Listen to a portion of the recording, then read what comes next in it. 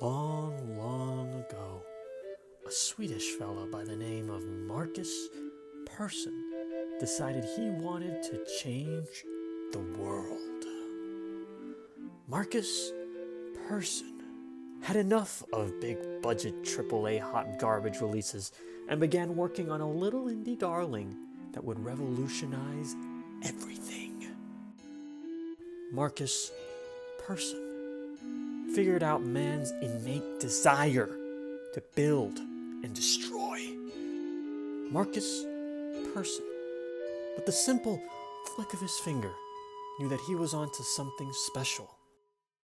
With time, Marcus Persson's little experiment grabbed the attention of gamers around the world and of one of the biggest companies in the world, which would completely change the identity of this little old game he would call Minecraft. Marcus Persson may not have anticipated the incredible success of Minecraft, but Microsoft certainly did when they acquired the motherfuckers for $2.5 billion. And I couldn't find an exact figure directly from the mofos at Microsoft, but just briefly skimming through some websites and adding some totals up, the return on that sweet little honest-to-goodness investment from Microsoft adds up to about around 2.5 to maybe $3 billion. Microsoft's probably already made back its investment. With enough to milk out of Minecraft every year, Microsoft could probably get new merch, games, and other projects to continue expanding the Minecraft franchise. I think we all know that deep inside, Marcus Persson is incredibly proud of his little baby. And even today, it continues to garner the attention of gamers of all ages, with its recent resurgence in the speedrunning scene, in the creative scene, the coding scene, the SMP scene? What the fuck? Fortunately for Marcus Persson, my beef today isn't with Minecraft. The opposite. I think Minecraft as a game, creative outlet, and social media is incredible. I'd go as far to say that Minecraft is the most important video game of this generation. Outside of its influence as a survival game, Minecraft has transcended the gaming cult and has become incredibly accessible and successful for non-gamers and gamers alike. Think about the crazy shit Minecraft pros have been able to come up with. That computer I showed you in the intro, it actually fucking works and can play its own library of games within Minecraft. Think about all those creative minds who've literally gone on to build entire cities, countries, galaxies, just for the fun of it. I've spent hours just fucking around in private or public servers with my school friends, where we've managed to consistently follow the cycle of teamwork.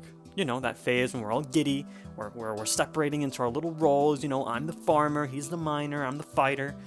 And then there's that adventure stage, you know, we all go out and fuck around in the nether or grief some other players.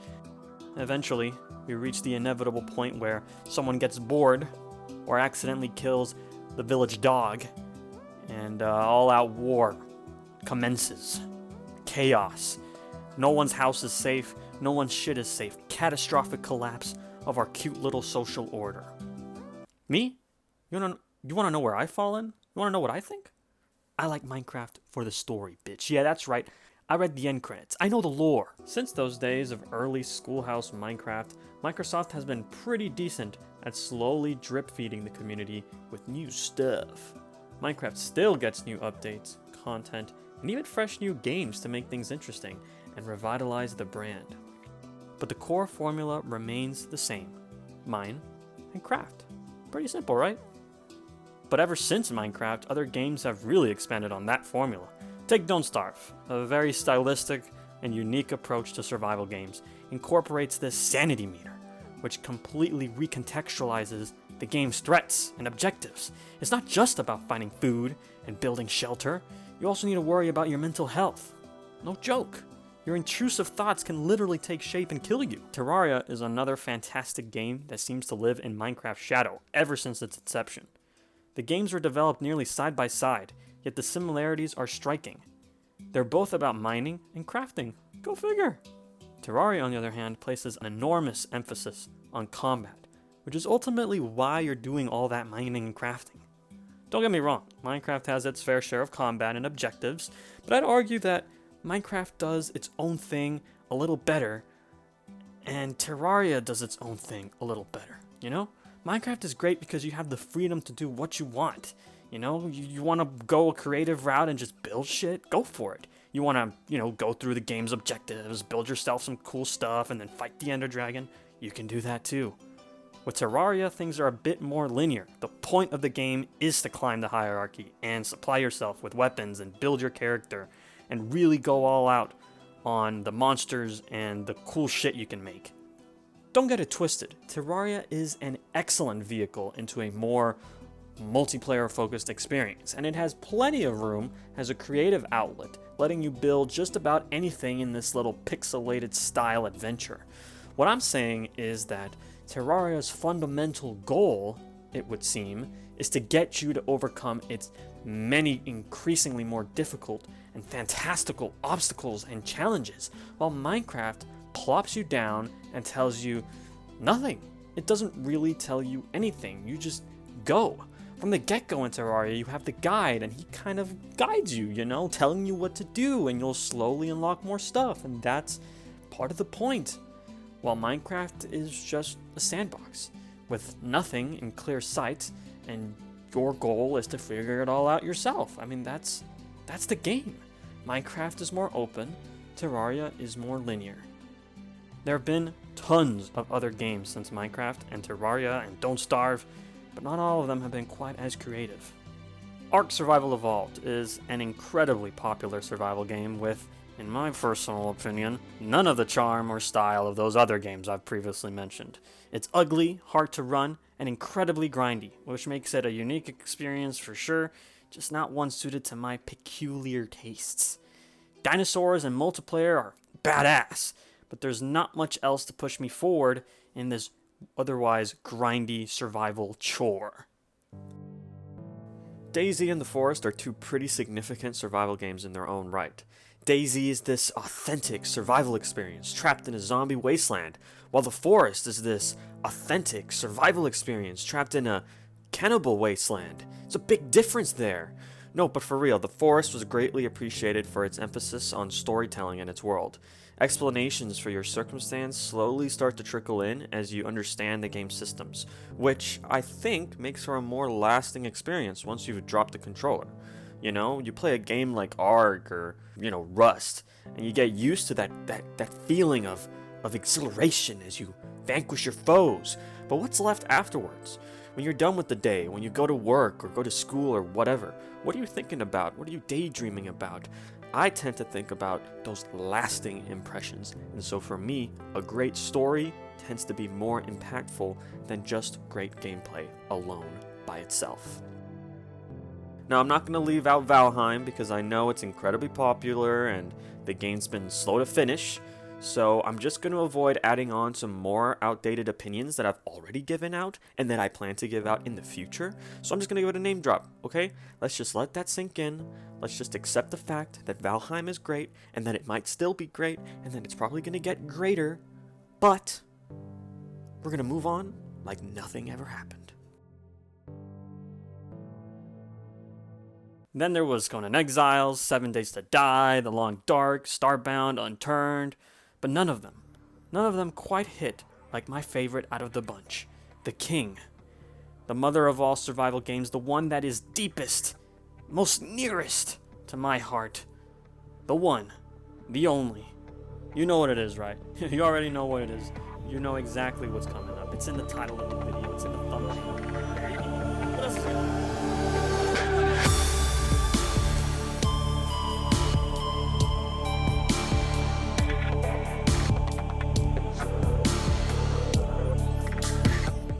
Subnautica showed up at a time where I was already kind of sick of playing survival games.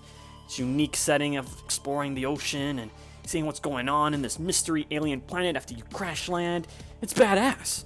I thought it was just going to be Ark with water, and instead I got The Forest with water. Just, like 10 times better. Now, I don't want to get too into Subnautica, because I plan to draw a lot of comparisons throughout the video to the actual focus of this damn video. But I'll just summarize by saying Subnautica's focus on exploration, horror, and storytelling left an incredible impression that has kind of ruined survival games for me, if I'm being totally honest. While the game has its problems, and trust me, it's got them, I'm willing to put this game on a shiny pedestal with which to compare all subsequent survival games in the future. Which brings us to the latest in this hit franchise we know as the survival genre, Obsidian Entertainment's Grounded.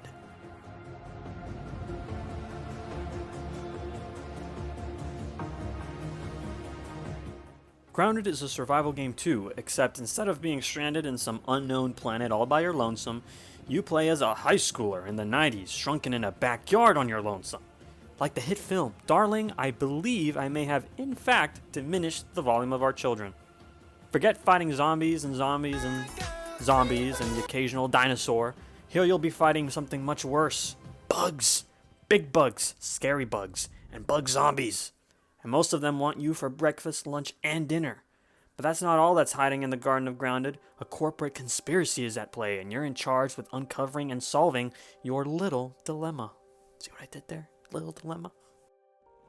There's a lot I like about Grounded, and don't get me wrong, the game has its problems, but I think the title of this video is a little misleading. Overall, I think that Grounded has polish and style that even Subnautica doesn't quite reach, but with enough depth and challenge to make for a unique survival experience, far from its competitors and far from any of the clutter that you'll see under the survival tab on Steam or whatever.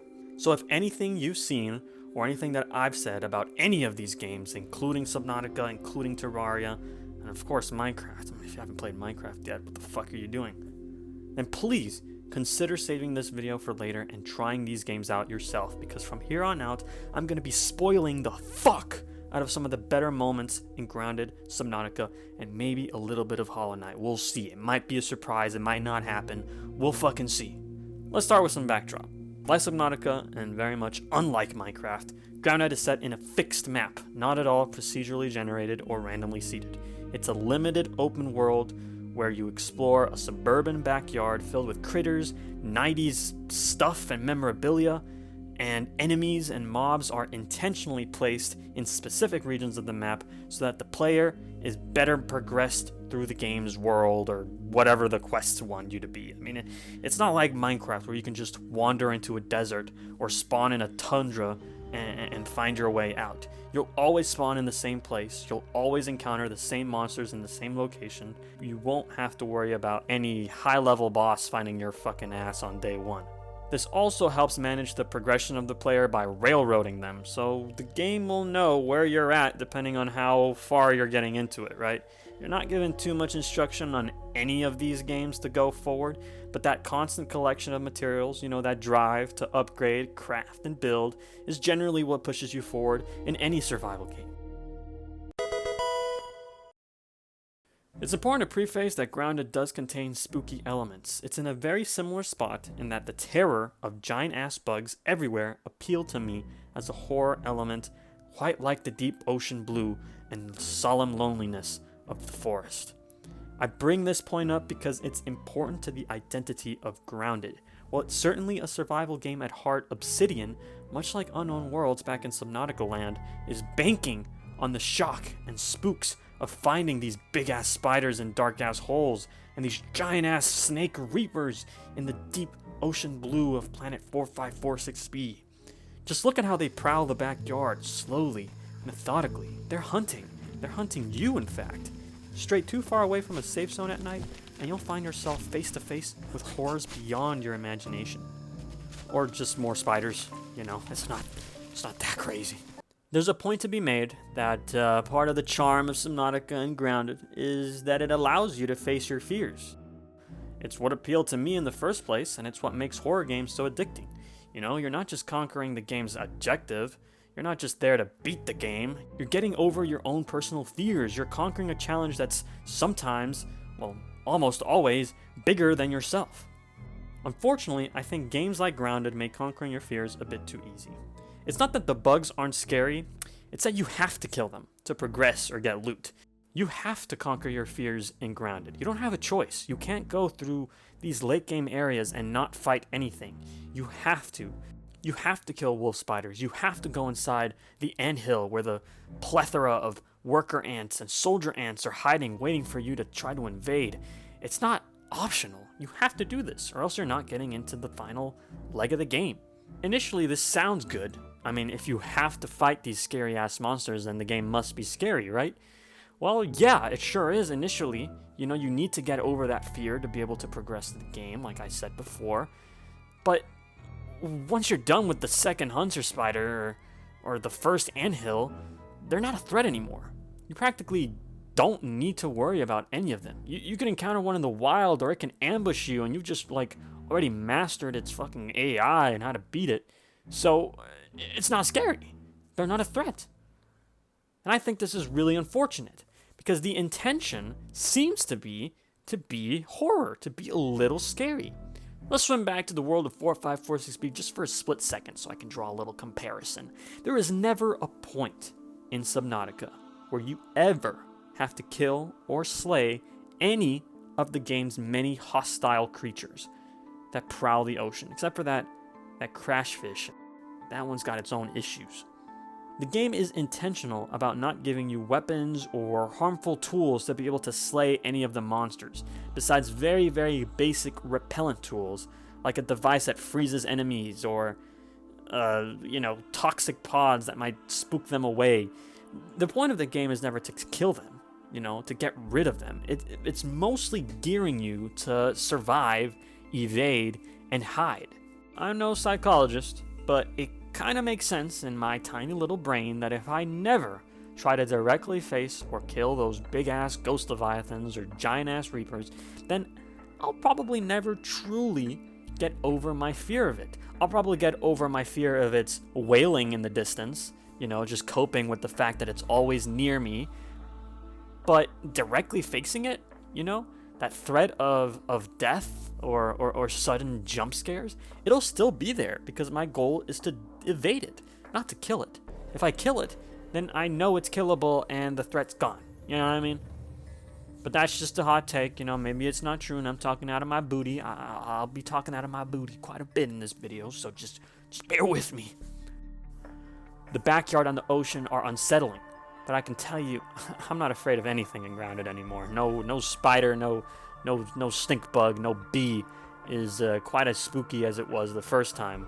Whereas them reapers, those ghost leviathan, and that fucking red thing in Below Zero still make me just a tad bit uncomfortable. Gameplay is king, so let's talk about what makes Grounded unique from a gameplay perspective. Remember Mine and Craft from earlier? Well, in Grounded, it's ground and ed. You know what I'm fucking saying? No, for real, the whole point of Grounded is to kill, harvest, and build. That's its true cycle. That kind of simplifies almost every survival game nowadays to its roots, and I read it back to myself like a bozo, but it kind of works, In Grounded, your goal is to run around and collect resources, use those resources to build cool stuff, and then use that cool stuff to kill and gather more resources. The only reason I bring this up is because in Grounded, kill is king. In that little cycle, I think you can probably grab every game and try to find out where it's putting its marbles. What is its focus? Take Subnautica, which we've mentioned quite a bit, so might as well keep going, right? Harvesting and building probably take up the majority of the game's gameplay time, especially harvesting, but almost no killing. You do run around and pick up fish from the sea and eat them, so I suppose that's killing, but fighting mobs, killing major bosses, or encountering giant-ass monsters and skinning their bones to get their cool teeth and shit, no, you don't have to do that. Killing is just not part of the loop, you know what I mean? Take Minecraft, for instance. Plenty of harvesting, but holy shit, is there way more building in this game, There's killing, certainly more than Subnautica. You certainly could dedicate an entire playtime of Minecraft to just killing, to just building your character, to just running around in the nether and fighting the ender dragon, doing all that shit. That's what most speedrunners play for, right? But I think you're going to find that fundamentally, It's more about that build aspect than anything else, because it's just such better creative outlet than maybe these other games. So why is kill so important in Grounded? Well, the whole of the game's economy revolves around bits and bobs you loot from the bugs themselves, both the hostile and the passive ones. What this just means is that nearly every weapon and upgrade requires that you hunt down dozens of the same type of bug to fully progress through the game. You aren't able to make the level 3 hammer that you need to unlock the next stage of the story until you're able to defeat the Black Ox Beetle that guards the materials for it. This idea that kill is king is most evident in that the other game systems complement it. Why do you build fortresses and castles? Well, it's to make killing enemies easier and to guard your loot and make it more effective at slaying these monsters when they raid you. Why do you harvest? Well, to make it easier to kill enemies and survive longer, both in and out of combat. There really isn't an alternative in Grounded in approaching the game's loot grind. It's like I said earlier, you have to squash these bugs. Maybe not every single one of them, but definitely most of them. Because killing is so important in Grounded, combat is most of its gameplay. Unfortunately for gamers, combat is pretty fucking fun. Weapons are diverse in stats and mechanics. You can wield spears, swords, daggers, bows, magic spells, and cool shit that you can throw at stuff. They pair up nicely with armor, which also has its own stats and mechanics. Combine a set of armor and you've got combo passive or whatever. It's nuanced, I promise. Combat itself isn't too complex. Your typical melee weapon consists of swinging and blocking. Some weapons have combos where the last hit of an animation does more damage than the first few swings, so you really want to nail that last swing if you miss the first couple. Some weapons just hit faster than others, so you want to make sure you land all hits, not none. And some are straight up ranged. They take projectiles instead of durability. And of course, with the added bonus of not being face to face with a big ass spider.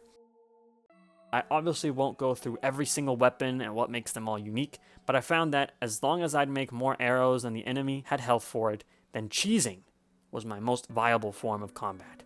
And I think that's no bueno. Look here, the Black Widow in its natural habitat. A hole. Notice its unwillingness to climb over the tiny blade of grass I've laid in front of its domain.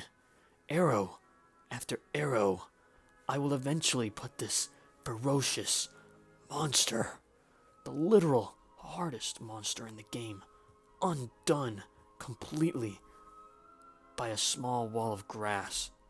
Look here as the wolf spider practices its mating ritual. Notice its dance pattern as it attempts to evade my pelting of arrows. Spiders are known to climb and jump quite effectively, yet my knowledge of prequel memes have completely countered this creature's ability to defend itself. Cheesing enemies like this won't work for boss fights. That's where you'll usually want to depend on actual fun gameplay like blocking and parrying.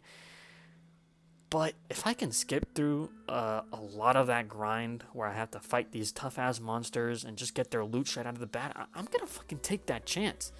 And I don't know, maybe I'm just spitballing here and talking out of my ass again, but if you want to get that true experience, you probably don't want to have players cheese enemies like this. I mean, surely something here isn't exactly great game design. Something ain't right. Like, this isn't a bug, right? I mean, it is a bug, but it's not like it's like it's not an insect. I mean, it's a bug, but it's not like a video game bug. It's like it's just not right. You know what I'm saying? In Terraria, you build an apartment complex so that NPCs can move in and provide you with their services.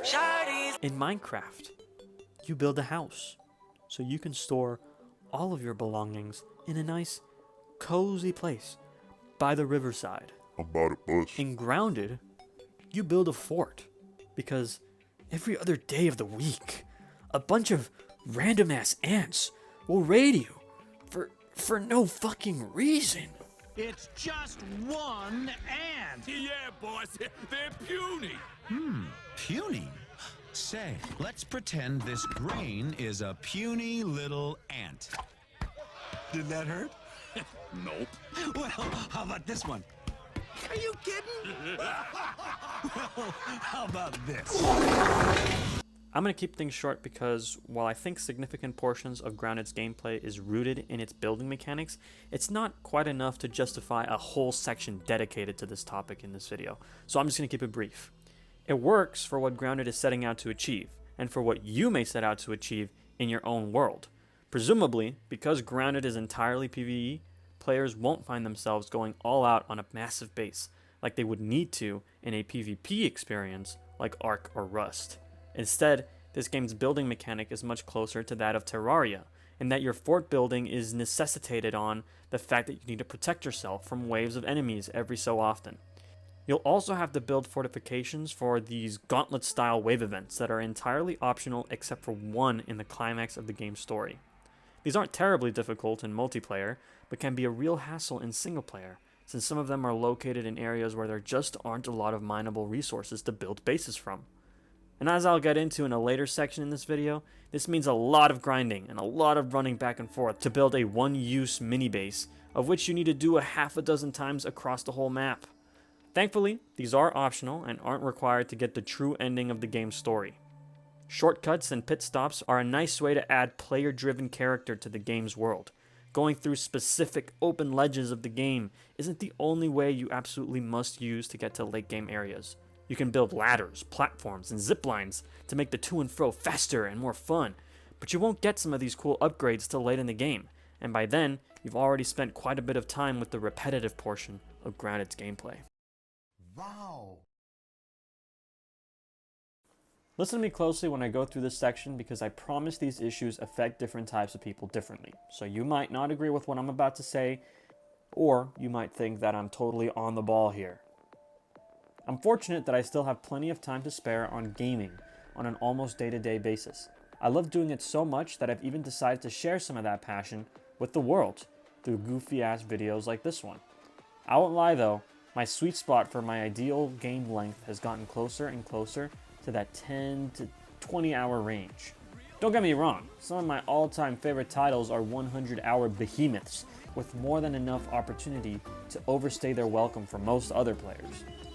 Sometimes it's just nice to pick up and play a game without any story. That's simple and easy and immediate. No bullshit, just play. Grounded is listed as a 14-hour-long game if you just focus on story, which is really what's driving you to play the game outside of collectibles and boss fights. I want to argue that the 14-hour playtime is straight up misleading. It's bullshit. I don't know who's speedrunning Grounded's main story, but I can tell you at least from a single player, normal difficulty, true ending experience, the game is much closer to that 56-hour mark that's listed in the Xbox tab under How Long to Beat. Game length is no indicator of whether a game is good or bad. It's what the games do with that length, the motion of the ocean, if you will, that defines how good the game is supposed to be, right? This game's motion includes a shitload of backtracking, inventory management, and grinding. When combined, these three issues inflate the true length of the game, which is problematic, whether or not you prefer long-style games. I've got beef with Grounded because it's too long, for the reasons I just brought up. Too grindy, too much backtracking, and too much time spent looking at menus. If you like long games and you have the time to spare and want to spend most of your time playing through whatever the game is promising, then you might find that most of that playtime that was promised is really just walking back and forth, shifting through chests, and hitting trees over and over and over again. Now, I know what you're about to say. I just described Minecraft and every fucking survival game for that matter. But, hear me out, okay? Maybe I'm the issue, all right? Maybe everything I've said in the last 5 minutes are actually Grounded selling points. People love grindy games. Backtracking is a nice way to get familiar with the world around you. You know, you go through the world over and over again. You start to pick up on tracks, on shortcuts. Inventory management is... Well, honestly, I can't forgive this shit. It's fucking awful. But there is a serenity to Grounded's grinding, and grinding in almost any other game.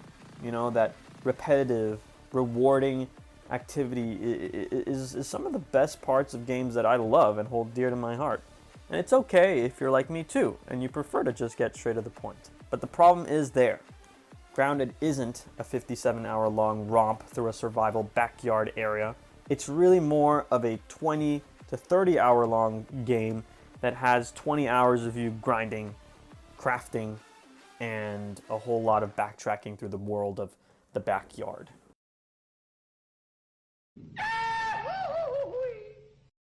If there's one undisputed fact about Grounded over the other competitors, is that the creative side of this game's development is outstanding. Both the flora and the fauna in this game just look polished to a T, man. I mentioned like memorabilia every now and again, but like they look crispy, right? You'll take a swing at these blades of grass which act like the trees of Grounded, and it'll just feel nice. Like the blade of the grass, the texturing of the floor, it feels so cartoony, like it's in its own style. These graphics, man, plopping down blades of glass when you're constructing is so satisfying, because whoever composed the music and the sound effects was hired directly from the ASMR department. Just take a listen at how looting a bug sounds like. You know, on second thought, that was kind of gross. And this is something that even the stinkiest survival games usually nail, that feeling of loneliness, melancholy, and otherworldliness, like you're alone in a world that's bigger than you are, and it's dangerous, and you know, you take one step too far and something's gonna get you. In Grounded, it's so much more pervasive, because in the distance you'll see shifting blades of grass, like you know there's something at the stem moving that. It could be a ladybug, or a fucking whole ass spider, you know, you don't know until you get close and see for yourself. And the music, did I already mention the music was atmospheric?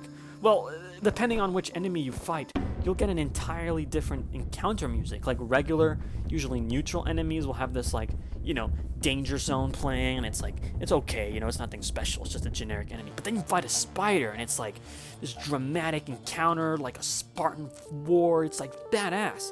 Or you'll fight a boss, and it's got its own soundtrack, or the most dangerous enemies in the game, like these big ass beefy fucking beetles, like they'll have their own theme that's unique to them. And I love that shit, that all characters have these unique motifs. I love when games do that. Alright, we're at the finish line. Grounded is a fantastic video game that will hopefully be emblematic of Obsidian and survival games. I love so much about it and hate quite a bit of it, but overall I think the game succeeds more than it doesn't. There's still so much of this game I didn't quite get to cover, like the game's story, the RPG-esque traits you can get throughout the game, and the dope as fuck enemy designs, which I think deserves a nod too. Just look at these bugs. They are beaming with personality. Grounded is badass though, and I'd jump on a sequel in a heartbeat if Obsidian has the heart for it. Till then, I'd appreciate any feedback to the 2 people watching this video. Tell me why this video was so shit in the comments, and I'll give you a kiss.